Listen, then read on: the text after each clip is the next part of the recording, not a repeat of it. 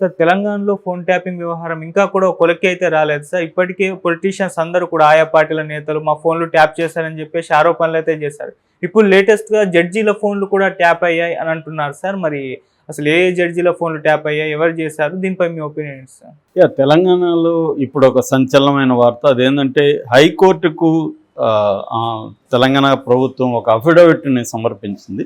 దీని నేపథ్యం ఏంటంటే తెలంగాణ హైకోర్టు ఈ ఫోన్ ట్యాపింగ్కి సంబంధించి సుమోటోగా కేసుని స్వీకరించింది. సుమోటో అంటే ఎవరు కంప్లైంట్ చేయకుండా సొంతంగా కోర్టులే కొన్ని కేసుల్ని వాళ్ళు స్వీకరించవచ్చు. దాన్ని సుమోటో కేసు అంటారు. పోలీస్ స్టేషన్లో కూడా అలా చేయొచ్చు. ఒక క్రైమ్ జరిగినప్పుడు ఎవరు కంప్లైంట్ ఇవ్వకపోయినా సుమోటోగా పోలీసులు కేసు పెట్టచ్చు. సో అది మన చట్టంలో ఉంది. అలాగా తెలంగాణ హైకోర్టు సుమోటోగా ఒక కేసు పెట్టింది. దీని మీద పెట్టి గవర్నమెంట్ని కంప్లీట్గా దీని మీద వివరాలు సమర్పించమనింది. సో హైకోర్టు చెప్పడంతో ప్రభుత్వం అఫిడవిట్ సబ్మిట్ చేసింది. అందులో సంచలన విషయాలు ఇప్పుడు బయటకు వచ్చాయి. ఆయన additional advocate general Imran Khan దీని మీద ఆర్గ్యుమెంట్స్ వినిపించారు. సో దీని మీద ఇప్పుడు సంచలన విషయాలు ఏమేమి బయటకు వచ్చాయనేది మనం చూద్దాం. సో దీంట్లో ప్రధానమైన A1 నిందితుడు ఎవరు? ప్రభాకర్ రావు, A2 ప్రణీత్ రావు, A3 నాయని భుజంగరావు ఏఎస్పీగా ఉన్నాడు టాస్క్ ఫోర్సు. సో ఇప్పుడు నాయని భుజంగరావు కన్ఫెషన్ రిపోర్టు పెద్ద సంచలనం అయింది. దాంట్లో ఇంతకుముందు కొన్ని విషయాలు మాత్రమే ప్రెస్కి లీక్ చేశారు. కావాలనే కొన్ని విషయాలు లీక్ చేశారు, ఇంకొన్ని విషయాలు లీక్ చేయలేదు. ఇప్పుడు కోర్టుకు పెట్టిన దాంట్లో అన్నీ బయటకు వచ్చాయి. కోర్టులో అన్నీ పెట్టాలి కాబట్టి కంప్లీట్ ఈ కేసుకు సంబంధించిన రికార్డ్స్ అన్నిటినీ కోర్టులో సబ్మిట్ చేశారు. సో అందులో కొన్ని విషయాలు షాకింగ్గా ఉన్నాయి. అందులో ఒకటేంటంటే హైకోర్టు జడ్జిల ఫోన్లు కూడా ట్యాప్ చేశారు వీళ్ళు. మామూలుగా ఇప్పటివరకు మనకు తెలిసింది ఏంది, రాజకీయ నాయకుల ఫోన్లు ట్యాప్ చేశారు. అందులో ప్రతిపక్షానికి చెందిన రాజకీయ రేవంత్ రెడ్డి, ఈటెల రాజేందర్ ఇలాంటి వాళ్ళవి. రెండోది తమ ప్రభుత్వంలో ఉన్న లేకపోతే తమ పార్టీలో ఉన్న రాజకీయ నాయకులవి, వీళ్ళవన్నీ చేశారు. అట్లాగే అధికారులు కొంతమంది అధికారుల ఫోన్లు కూడా ట్యాప్ చేశారు.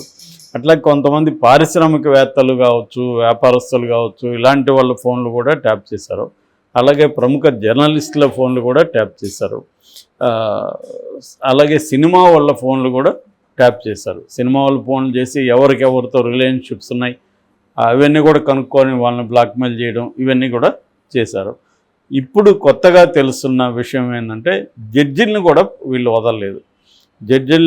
జడ్జిల భార్యల్ని వాళ్ళ ఫోన్లు, వాళ్ళ దగ్గర ఉన్న డ్రైవర్ల ఫోన్లు, ఇలాగా అంతా కూడా ట్యాప్ చేశారనే విషయం ఈ అఫిడవిట్లో బయటకు వచ్చింది. ప్రధానంగా ఒక జడ్జి గారి పేరు బయటకు వచ్చింది. అదేంటంటే కాజా శరత్ అనే జడ్జి గారు, ఆయన భార్య మాధవి గారు, వీళ్ళిద్దరి ఫోన్లు ట్యాప్ చేశారు అనే విషయం ఈ అఫిడవిట్లో బయటపడిందని వార్తలు వచ్చాయి. సో అంటే జడ్జి గారి ఫోన్లు కూడా వీళ్ళు చేసి వాళ్ళకున్న బలహీనతలు కావచ్చు, లేకపోతే వాళ్ళకున్న ప్రైవేట్ అఫైర్స్ కావచ్చు, లేదా వాళ్ళు ఎవరెవరితో ఏమేమి మాట్లాడుతున్నారు, ఈ విషయాలన్నీ కూడా కనుక్కొని దాని మీద కూడా నిఘా పెట్టారు అనేది ఇప్పుడు ఆరోపణ. ఇది చాలా సంచలనంగా ఉంది. దీని మీద chief justice Alok Aradhe and justice T Vinod Kumar ఈ బెంచ్ దీని మీద సీరియస్గా స్పందించింది. దీని మీద కంప్లీట్గా డీటెయిల్స్ పెట్టమని, ఇంకా ఫర్దర్ డీటెయిల్స్ కావాలని అడిగింది. అలాగే కేంద్రానికి కూడా దీని మీద స్పందించమని, మీరేమి దీనికి జవాబు చెప్తారు అని కేంద్రానికి కూడా పార్టీ చేస్తూ కేంద్రానికి కూడా హైకోర్టు సీరియస్ అయింది. సో ఈ నేపథ్యంలో కేసీఆర్ అరెస్ట్ అయ్యే అవకాశాలు ఉన్నాయన్న వాదన ఇప్పుడు బయటకు వస్తుంది. ఎందుకంటే కోర్టులే కేసీఆర్ మీద కేసు నమోదు చేయమని చెప్పే అవకాశం ఉంది. సో అందుకనే వీళ్ళు ప్లాన్డ్గా రేవంత్ రెడ్డి మన చేతికి మట్టంటకుండా కోర్టుల ద్వారా కేసీఆర్ని అరెస్ట్ చేయిస్తే బెటర్ అన్న ఆలోచనలో ఉన్నట్టుగా మనకు కనబడుతుంది. ఎందుకంటే జగన్ చంద్రబాబును అరెస్ట్ చేయించడం వల్ల ఒక రకమైన సింపతి క్రియేట్ అయిందనేది ఇప్పుడు పోస్ట్ పోల్ సర్వేల్లో కూడా బయటకు వచ్చింది. అది బయటికి కనిపించలేదు కానీ నిశ్శబ్దంగా సింపతి అయితే ఉంది. ఈ వయసులో చంద్రబాబుని ఇబ్బందులు పెట్టారు, జైలుకి పంపించారు అన్నది కనబడింది. అది ఒక రకమైన ట్రాజిక్ నెరేటివ్ని జనంలోకి తీసుకెళ్ళింది. అంటే చంద్రబాబు భార్య భువనేశ్వరి కావచ్చు, బ్రాహ్మణి కావచ్చు, ఈ లేడీస్ అంతా బయటికి రావడం, ఇదంతా గతంలో జగన్కి ఎలాగైతే సింపతి క్రియేట్ అయిందో అలాగే చంద్రబాబు కూడా సింపతి క్రియేట్ అయింది అనేది ఇప్పుడు పోస్ట్ పోల్ అనాలిసిస్లో మనకి తెలుస్తాం. అలాగే ఇక్కడ నిజానికి ఈ కేసీఆర్ చంద్రబాబుతో పోలిస్తే చంద్రబాబు మోర్ ఫిజికల్గా యాక్టివ్. ఆయన ధ్యానాలు చేయడం, మెడిటేషను, ఫుడ్ కూడా ఆర్గనైజ్డ్గా క్వాంటిటీ అండ్ క్వాలిటీ ఇవన్నీ చూసుకొని తినడం ఇవన్నీ ఉంది కాబట్టి ఆయన డిసిప్లిన్ వేరే. కేసీఆర్కి అంత డిసిప్లిన్ లేదు, అంత హెల్త్ కూడా ఆ కైండ్ ఆఫ్ హెల్త్ లేదు. ఆయన ఈ మధ్య కూడా పరిగి తుంటి ఎముక విరిగింది, ఇప్పటికీ అది కంప్లీట్ సెట్ కాలేదని చెప్తున్నారు.